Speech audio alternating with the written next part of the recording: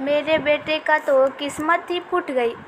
उसने अदैत से पूछा ही लिया कि आखिर मुझ में क्या कमी है। क्या मुझे आपके परिवार में समान पाने का हक नहीं? ये क्या नाटक लगा रखा है? घर चलकर बात नहीं कर सकती तुम? नाराज होते हुए अदैत बोला। घर? कैसा घर? किसका घर? कौन सा घर? मेरा घर यही है और मैं इसी घर की छत्र छाया के नीचे आज तुमसे ये जानना चाहती हूँ कि आखिर आपके परिवार में मेरे अपमान की वजह क्या है? क्या कमी है मुझ में? सबकी सेवा करती हूँ, किसी को जवाब नहीं देती हूँ, आपके कहे अनुसार चलती हूँ, फिर भी बात बात पर मुझे अपमानित कर दिया जाता है। अन्वेता विवाह के बाद पहले सावन पर अपने मायके आई ही थी। पूरा 1 महीने रहने के बाद आज अदैत उसे वापस ससुराल ले जाने के लिए आया था। इस सवाल से अचानक अदैत घबरा गया। उसे अन्विता से इस तरह के व्यवहार की उम्मीद नहीं थी।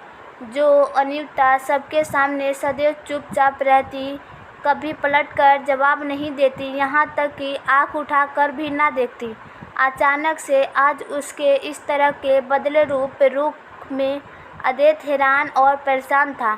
अब आखिर क्या बोलता अदैत? कोई जवाब नहीं था उसके पास, क्योंकि शादी के बाद इतने दिनों में अन्विता ने एक भी ऐसी गलती नहीं की थी जो वो अन्विता के माता पिता के सामने बोल पाता। लेकिन उसके परिवार की तो 1000 गलतियाँ थी।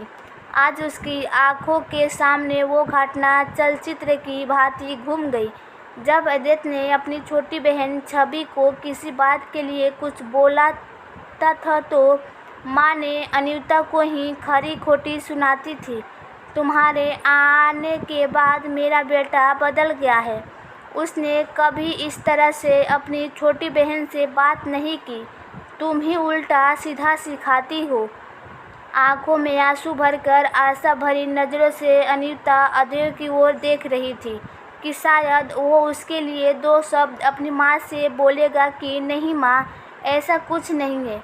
मैं तो शादी के पहले भी छवि को इस तरह से बोलता था। तुम इस तरह का इल्ज़ाम अन्विता पर मत लगाओ। पर अदैत चुपचाप ही खड़ा रहा। एक शब्द भी उसने बोलना उचित नहीं समझा। एक दिन तो हद ही हो गई। जब विवाह में मिले एक सामान के लिए कितना चिल्ला चिल्ला कर सासू माँ बोल रही थी कि कितना घटिया सामान दिया है, कोई क्वालिटी नहीं है, बिल्कुल अच्छी पसंद नहीं है, कैसा परिवार मिला है। मेरे बेटे की तो किस्मत ही खराब थी जो ऐसे परिवार में रिश्ता जोड़ा। यहाँ भी अदैत चुपचाप खड़ा रहा। अन्विता के सम्मान के लिए एक शब्द भी नहीं बोला गया। उससे अन्विता की आंखों से तो जैसे मानो आंसुओं की बरसाती हो पड़ी, लेकिन किसी का भी दिल नहीं पसीजा। आप कुछ बोलते क्यों नहीं? अन्विता की आवाज़ से अदैत अपने वर्तमान में लौट गया। अन्विता आज इन्हीं सब बातों का जवाब मांग रही थी अदैत से। उसने साफ साफ शब्दों में कह दिया कि अगर आपके परिवार में बहू के साथ व्यवहार करने का ये तरीका है तो मैं आपके साथ जाना पसंद नहीं करूँगी। हाँ, मुझे मेरी कमियों के लिए डांटा जाए, मेरी गलती करने पर बोला जाए तो मुझे हर बात स्वीकार है, लेकिन अनावश्यक अपेक्षा मुझे स्वीकार नहीं। विवाह में 7 फेरे लेने का मतलब ये नहीं है कि मैंने 7 जन्मों तक अपने आप को अपमानित करने का लाइसेंस दे दिया है। आप अपने परिवार के सदस्यों से बात करके ही निर्णय लीजिए। या तो जैसे परिवार में सभी सदस्य रहते हैं वैसे ही मुझे रहने का हक मिलेगा, या फिर आप मेरे सम्मान की रक्षा करेंगे, या फिर मुझे यहीं छोड़कर अकेले वापस चले जाएंगे। ये सब तुम मुझसे फ़ोन पर भी तो कह सकती थी। अदैत ने कहा। नहीं अदैत, फ़ोन पर नहीं कह सकती थी, क्योंकि फ़ोन पर शायद आपको एहसास नहीं होता। हो सकता है आप बात ही नहीं करते, फ़ोन काट देते। इसलिए आमने सामने बैठकर बात करना मुझे ज़्यादा उचित लगा। मेरे माता पिता ने मेरे विवाह किया है, परंतु आज भी मैं उनके ऊपर बोझ नहीं हूँ।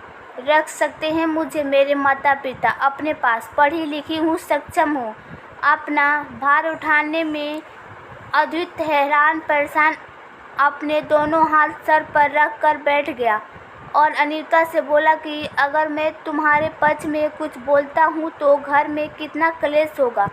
शायद तुम्हें इसकी कल्पना भी नहीं क्लेश होगा। मतलब आपके परिवार की शांति की नींव मेरे अपमान के ऊपर रखी है। अगर मैं चुपचाप अपमान सहूँगी तो आपके घर में शांति बनी रहेगी। वाह, क्या बात है। क्षमा कीजिए, मैं आपके साथ नहीं जा सकती, क्योंकि जब मैं किसी के साथ गलत व्यवहार नहीं करती तो मैं अपने ऊपर भी गलत नहीं सहन कर सकती। मैंने आपके साथ आपके परिवार के हर एक सदस्य को मन से अपना माना है। माँ बाबूजी के प्रति मेरे दिल में अगाध श्रद्धा है। छोटी बहन के लिए असीम स्नेह है। मैं नहीं चाहती कि इस तरह के वातावरण में मेरी भावनाओं खराब हो जो मेरे दिल में आप सभी के लिए मैं ताउम्र इस रिश्ते का प्यार और अपनापन से निभाना चाहती हूँ। इसलिए मैं आपके वक्त दे रही हूँ।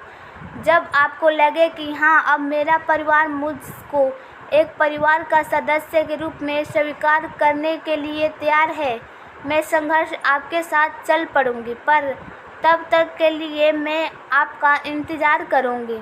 अनीता के द्वारा कही गई एक एक बात सही थी। अद्वैत कुछ नहीं कर सकता था। चुपचाप हारे हुए जुआरी की तरह वापस चला गया। अद्वैत को अकेला आए देखकर घर वाले आश्चर्य में पड़ गए। बहू को साथ नहीं लेकर आए, अद्वैत की माँ आरती जी ने कहा। अनीता तो साथ नहीं आई माँ, पर उसके कुछ सवाल ज़रूर लेकर आया हूँ। अगर उसके जवाब आपके पास है तो वो इस घर में आएंगे, अन्यथा इस रिश्ते को भूल जाओ। भूल जाना कि तुम्हारे बेटे का घर कभी बसा था, मायूस आवाज़ में अद्वैत ने कहा। आखिर ऐसा क्या कहा बहू ने, स्पष्ट रूप से बताओ, क्रोधित हुए होते हुए आरती जी बोली। अद्वैत ने एक एक बात अनीता के परिवार के सभी सदस्य के सामने रखी। पूरी बात सुनने के बाद आरती जी ने वही घिसी पिटी बातें बोली कि कोई अनोखा ब्याह हुआ है इस लड़की का। हमारे ज़माने में भी ऐसा होता था, हमने भी अपने परिवार में ये सब सहा है। आजकल की लड़कियां चार अक्षर क्या पढ़ लेती है कि परिवार में निवाह करना तो उनके आता ही नहीं है। नहीं माँ, आप गलत हैं, अद्वैत ने निर्ममतापूर्वक अपनी माँ से कहा। ज़रूरी नहीं है कि जो गलत परंपरा सदियों से चली आ रही है उसको बदला न जाए। अनीता की बातें सुनकर मुझे मेरी गलती का एहसास हुआ और कहीं न कहीं मैं ये सोच रहा था कि कल के दिन हमारी छवि के साथ ये सब होगा तो क्या हम सहन कर पाएंगे? क्या हमारी छवि ये सब सहन कर पाएगी? माँ, फिर हम क्यों किसी के साथ ऐसा व्यवहार करें जो हमें हमारे साथ किया जाना पसंद नहीं? अनीता गलत भी नहीं है। एक स्वस्थ और सुंदर परिवार की नींव की कल्पना करना कोई बुरी बात नहीं। जब हम एक स्वस्थ और सुंदर परिवार बनाएंगे तभी स्वस्थ और सुंदर समाज का निर्माण होगा। ये सब मैं आपको अनीता के सामने नहीं कह सकता था, क्योंकि इसमें आपको अपना अपमान लगता। इसलिए मैं आज आपसे पूछ रहा हूँ, जो माहौल अपने परिवार में बनता है क्या वो सही है? आखिर क्या मिलता है किसी का दिल दुखाने में? क्यों हम हंसी खुशी परिवार में एक साथ नहीं रह सकते? और अगर नहीं रह सकते, इतना ही कठिन है तो भूल जाओ माँ कि कभी आपके बेटे की शादी हुई थी। इतना कहकर थके कदमों से अद्वैत अपने कमरे में चला गया। एक माँ सब कुछ सह सकती, लेकिन शायद ये नहीं सह सकती कि घिसी पिटी अनर्गल बातों के पीछे उसके बेटे का परिवार बर्बाद हो। इस बात का उन्हें भी अच्छी तरह से एहसास था कि अनीता गलत नहीं है, क्योंकि आज तक उसके किसी भी आचरण से उनके परिवार में किसी का भी मन भंग नहीं हुआ था। फिर वो अपनी बहू का मान क्यों नहीं रख सकती? अद्वैत के सर पर हाथ फेरते हुए आरती जी ने कहा। बेटा, मैं अपनी गलती स्वीकार करती हूँ और वादा करती हूँ तुमसे कि अब अपने घर का माहौल कभी खराब नहीं होगा। तुम बहू को फ़ोन कर दो, हम सामान उसे अपने घर लेकर आएंगे। अद्वैत की आंखों में सुनहरे भविष्य के सपने जगमगाए उठे। थोड़ी सी हिम्मत और समझदारी से अगर अनीता अपने सामान के लिए आवाज़ नहीं उठाती तो शायद परिवार में ये बदलाव नामुमकिन था। उसका अपमान ही शायद जीवन भर के लिए उसकी नियति बन जाता।